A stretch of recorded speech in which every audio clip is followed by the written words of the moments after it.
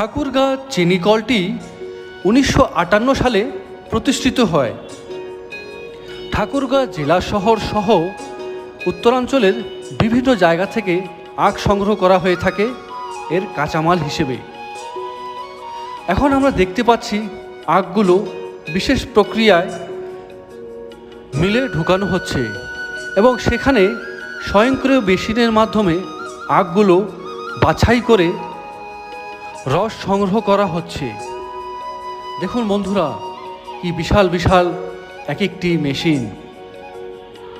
এই মেশিনগুলোর মাধ্যমে আখ থেকে প্রথমে রস সংগ্রহ করা হয়ে থাকে।